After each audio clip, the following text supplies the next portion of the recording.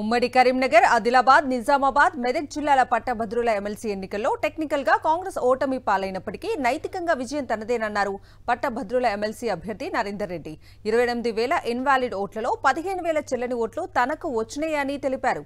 Social మీడియాలో విష ప్రచారం చేసి కరీంనగర్లో మెజారిటీ సాధించారని చెప్పారు.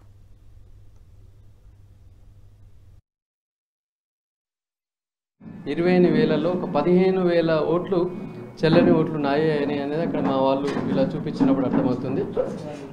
అంటే చెల్లని ఓట్లు ఏ రకంగా జరిగినాయి అంటే 1 పెట్టి 1 పక్కన ఒక టిక్, అలాగే 1 పెట్టి దానికి ఒక సర్కిల్, లేదా 1కి ముందు 0 అంటే 0-1 పెట్టడం, తర్వాత జస్ట్ టిక్ పెట్టడం, తర్వాత తెలిసి తెలియక 1 రాసు దాని కింద డాట్, అంటే 1 కింద ఒక డాట్ ఉన్నా కూడా దాన్ని ఇన్వాలిడ్గా మనం పరిగణలోకి తీసుకున్నారు.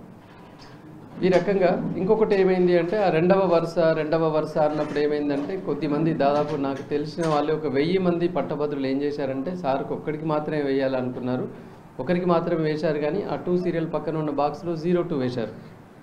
అంటే దాంతో అర్థమవుతుంది ఏంది, ఎక్కడ కూడా 1 వేయలేదు, వాళ్ళు 3 వేయలేదు, ఒకరికే వేశారు. కానీ ఆ 2 వరుస నరేందర్ రెడ్డిది 2-2 అని చెప్పేసి అక్కడ పక్కన 0-2 అనేది వేయడం జరిగింది. ఈ రకంగా ఓవరాల్గా చూసుకున్నట్లయితే 28,000 చెల్లని ఓట్లలో 15,000, సపోజ్ ఇంకా 10,000 చెల్లని ఓట్లు సపోజ్ బీజేపీ అభ్యర్థి అయినా ఈ 15,000 చెల్లని ఓట్లు ఉన్నాయి అనుకున్నప్పుడు ముందరికి వచ్చేది ఉంటే ఇప్పుడున్న 5,000 మైనస్కి ఇంకొక మనం 5,000 ఈజీగా ప్లస్లో ఉండి మనం విజయం సాధించేవాడిని. సో ఏది ఏమైనా టెక్నికల్గా ఇది ఓటమిగా కావచ్చు, కానీ నైతికంగా మాత్రం ఖచ్చితంగా ఇది మరి నా విజయంగా, కాంగ్రెస్ పార్టీ విజయంగా నేను భావిస్తున్నాను.